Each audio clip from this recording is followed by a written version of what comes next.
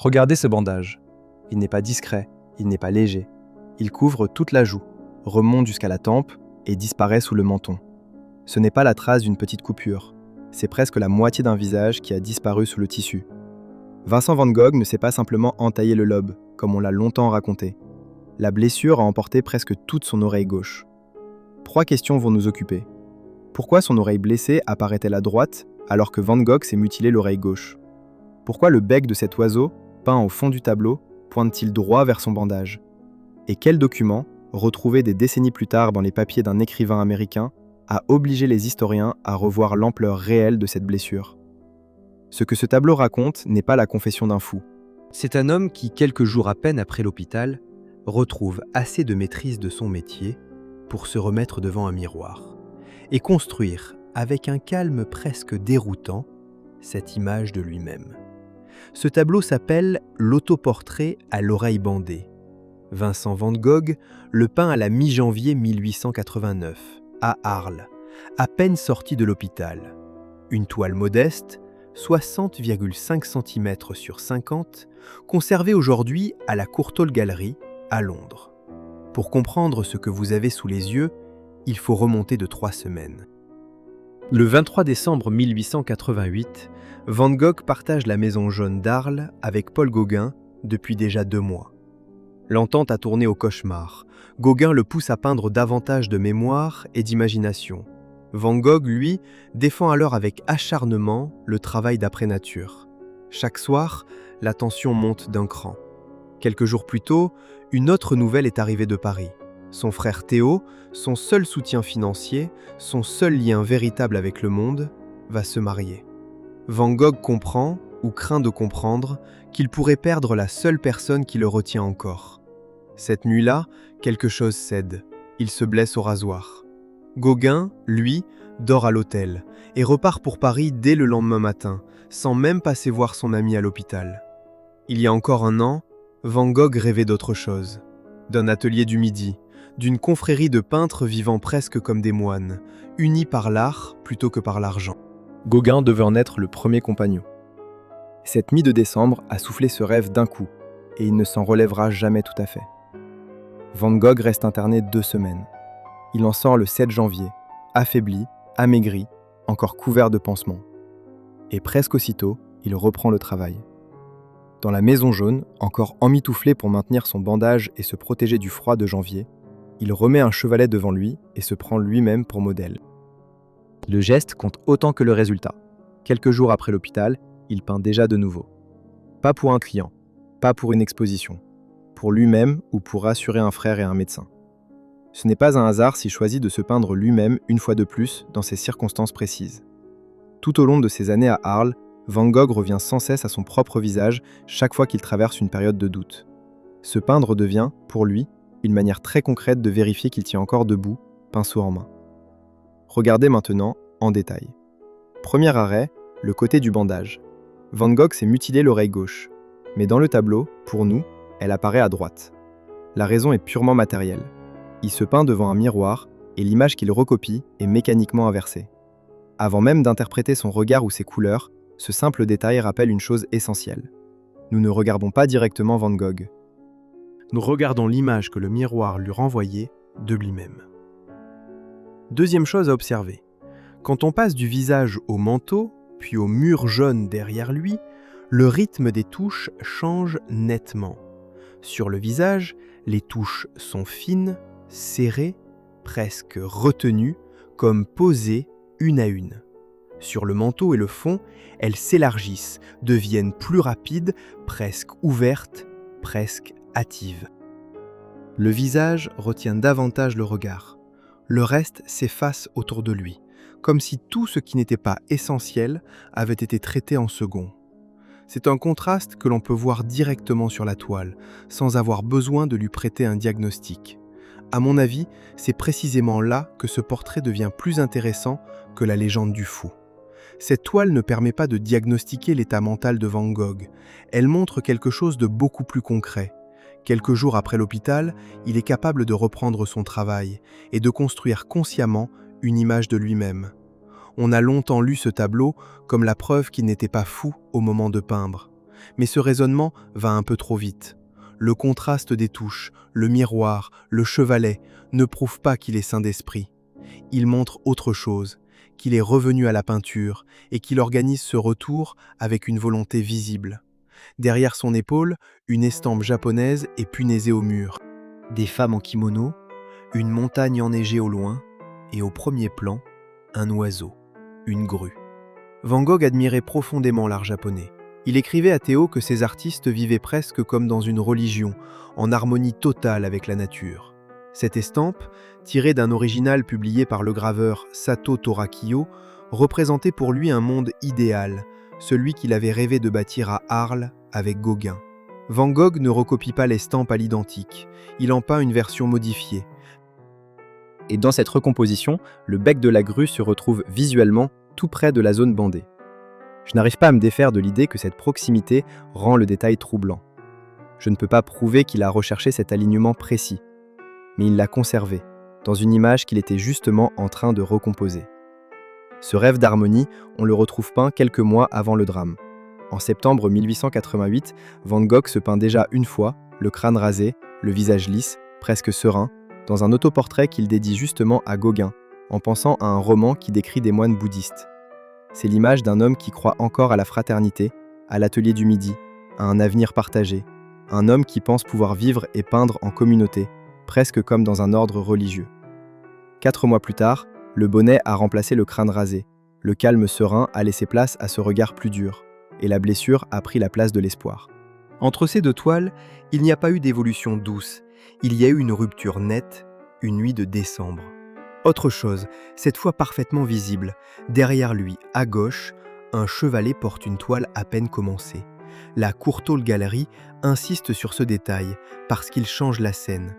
Quelques jours après l'hôpital, Van Gogh ne se représente pas seulement comme un homme blessé, il se replace déjà devant un travail en cours. Quand je regarde cette toile presque vide, j'y vois moins un décor qu'une déclaration très simple.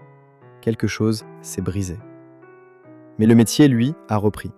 Entre ce chevalet et son épaule droite, une fine bande verticale, bleu profond, referme la composition. C'est l'embrasure d'une porte de la Maison Jaune, la même que l'on retrouve dans un autre tableau peint dans cette pièce, la chaise de Van Gogh. Quand je regarde cette bande verticale, j'ai l'impression qu'elle agit presque comme une paroi. Entre le chevalet et l'estampe, l'espace semble se resserrer autour de lui. Dernier détail de ce tour du tableau, le plus simple. Sur sa tête, un lourd bonnet de fourrure d'hiver, les oreillettes rabattues, sauf celle du côté bandé, légèrement soulevée par l'épaisseur du pansement. Le froid de janvier est bien réel. Ce bonnet était en achat récent. Il servait à la fois à maintenir l'épais bandage et à protéger Van Gogh des températures hivernales. Il y a une autre couche à cette histoire, moins visible sur la toile, mais tout aussi réelle autour d'elle. En février 1889, une pétition portant 30 signatures est adressée au maire d'Arles, réclamant l'éloignement de Van Gogh, que le voisinage surnomme le fourreau. La police finit par fermer la Maison Jaune et Van Gogh est isolé dans les semaines qui suivent. Mais la chercheuse Bernadette Murphy fera, bien plus tard, une découverte étonnante en examinant les registres de la ville. 24 de ces 30 signataires n'étaient même pas des habitants d'Arles. Il me semble que ce détail change complètement le sens de cette pétition. Ce n'est pas tout un quartier qui se retourne contre lui, c'est une poignée de voix, probablement amplifiée, qui suffit à faire fermer une maison et enfermer un homme. Il existe aussi un fait plus matériel à garder en tête. Lors de certaines crises, Van Gogh a tenté d'avaler de la peinture et de boire de la térébenthine. Cela ne suffit pas, à soi seul, à expliquer son état en janvier 1889. Mais cela montre à quel point peinture et maladie ont pu se mêler, très concrètement, dans sa vie quotidienne. Mais il y a un détail dont je n'ai pas encore parlé, et c'est sans doute le plus important de tous. Pendant longtemps, l'histoire racontée a été plus simple que la réalité. Une entaille au lobe, dans un accès de colère passager. C'est cette version qui a nourri les livres, les films, la légende. En 2010, une chercheuse anglaise, Bernadette Murphy, tombe sur un document oublié dans les archives de l'écrivain Irving Stone à l'Université de Californie, à Berkeley. C'est une note du docteur Félix Rey, rédigée en 1930 sur une feuille de carnet d'ordonnance à la demande du biographe lui-même. Sur cette feuille, le médecin qui avait soigné Van Gogh dessine un schéma précis de la blessure. Pas un lobe entaillé. L'oreille presque entière, tranchée à la racine, ne laissant qu'un minuscule morceau de chair. Regardez à nouveau le bandage sur la toile. Sa masse cesse alors de paraître excessive. Le schéma du docteur Ray donne enfin une échelle médicale à ce que le tableau montrait déjà. Une blessure beaucoup plus grave qu'un simple lobe entaillé. Cette même nuit laisse une autre trace, ailleurs. Murphy identifie la destinataire du morceau d'oreille comme Gabrielle, une jeune employée de 18 ans qui travaillait comme femme de ménage dans la région et dont les descendants racontaient qu'elle avait elle-même subi la morsure d'un chien enragé quelques années plus tôt. Et là, une idée me poursuit. Je la donne comme une lecture, pas comme un fait établi. Van Gogh a-t-il pu, dans son délire, associer sa propre blessure à celle de cette jeune femme, comme s'il tentait, à sa manière tordue, de répondre à une blessure par une autre? Aucun document ne permet de le savoir. Mais le rapprochement est difficile à oublier. L'histoire du Dr Ray ne s'arrête pas à cette note oubliée. Van Gogh lui avait offert, cette même année 1889, un portrait peint en couleurs vives à la manière japonaise, en remerciement pour les soins reçus. Le Dr Ray n'en voulait pas. Il trouvait le tableau étrange, presque dérangeant. Pendant des années, la toile a servi à boucher un trou dans son poulailler, avant d'être redécouverte et de rejoindre aujourd'hui un grand musée. L'estampe japonaise elle-même, celle qui appartenait à Van Gogh et qui avait servi de modèle pour le fond du tableau, a fini, elle aussi, à la Courtauld Gallery, aux côtés de l'autoportrait.